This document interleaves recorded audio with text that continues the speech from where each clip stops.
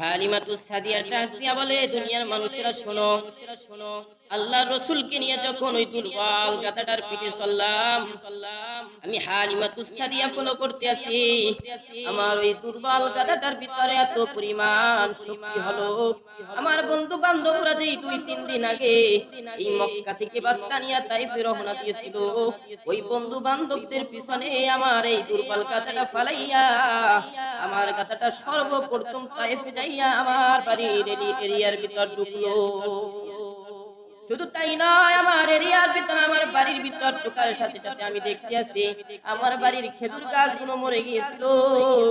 আল্লাহ রাসূলকে নিয়ে আমার বাড়ির ভিতর ঢোকার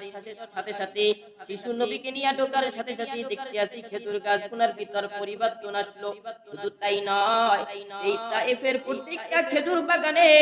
প্রত্যেকটা খেজুর গাছ থেকে মানুষেরা একবার খেজুর পাইতো, কিন্তু আল্লাহ রাসূলের বরকতে আল্লাহ রাসূলকে আমার বাড়িতে আনার কারণে আমার খেজুর গাছ থেকে বছরে 2 বার খেজুর হইতো। শুধু তাই নয়, আমার বাড়ির বকরি কোন ওলানের ভিতর দুধ ছিল না, আল্লাহর রাসূলকে যেই বছর নিয়ে আসলাম ওই বছর ওই বকরি থেকে এতটা পরিমাণ বাচ্চা পাইলাম,